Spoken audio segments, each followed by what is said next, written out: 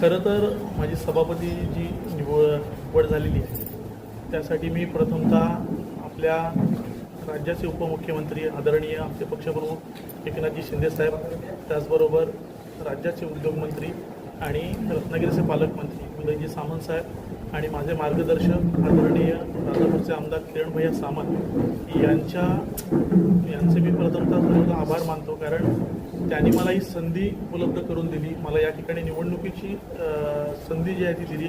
मी निवडून आलो.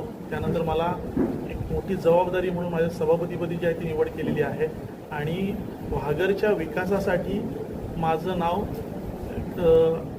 पुढे जे आहे ते त्यांनी केलेलं आहे आणि आम्ही सर्व सदस्य एक दिलानं एक मतानं आम्ही या ठिकाणी काम करू आणि वाघरचं एक नवी दिशा, नवी ओळख जी आहे ती वाघरला मिळवून देण्याचा आम्ही नक्की प्रयत्न करू. याच्या अगोदर काय झालं याच्यासाठी आम्ही या ठिकाणी मागचं काही जे आहे ते काढतच बसणार नाही आहे, कारण नव्यानं सुरुवात जी आहे ती पुन्हा करावी लागणार आहे ग्वाहागरच्या एकूणच विकासासाठी. कारण आपण बघायला गेलो तर ग्वाहागरमध्ये अनेक समस्या ज्या आहेत त्या आजही सुटलेल्या नाही आहेत. म्हणजे अगदी रस्त्यांचे असतील, पाणी असेल, वीज असेल, या सगळ्यांच्या समस्या ज्या आहेत त्या सोडवण्याच्या दृष्टीनं आम्ही एक दिलानं एक मतानं काम करू आणि मी या सगळ्यासाठी आमचे रत्नागिरीचे पालकमंत्री जे आहेत उदयजी सामंत यांचं मार्गदर्शनाखाली आम्ही हे सगळं जे आहे ते काम करू. आम्ही युती म्हणून लढलो होतो, युती म्हणून देखील काम करू.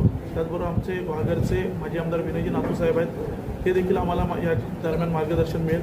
आम्ही एक दिलानं एक मतानं आम्ही या ठिकाणी काम करू आणि माझी निवड जी आहे ती या सर्व जनतेच्या ह्याच्यामुळे झाली आणि त्यामुळे मी या सर्व जनतेचे प्रथमतः आभार मानतो, कारण त्यांनी संधी दिली म्हणून मी आज या खुर्चीवर बसलेलो. आपली उपसभापती म्हणून निवड झाली, पहिली प्रतिक्रिया.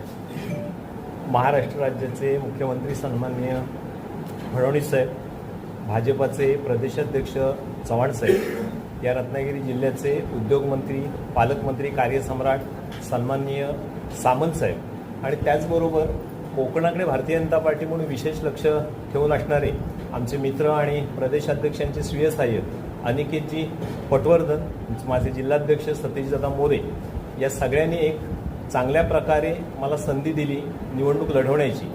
57 पडवे पंचायत समिती गणातून उत्स्फूर्तपणे मला सर्व जनतेने मतदान केलं, निवडून दिलं आणि त्यानंतर पुन्हा भारतीय जनता पार्टी आणि शिवसेना यांच्या युतीच्या माध्यमातून मला ग्वाहागरचा पंचायत समितीचा उपसभापती म्हणून काम करण्याच्या सगळ्यांनी संधी दिली आहे. त्यामुळे त्यांना सगळ्यांना मनापासून धन्यवाद.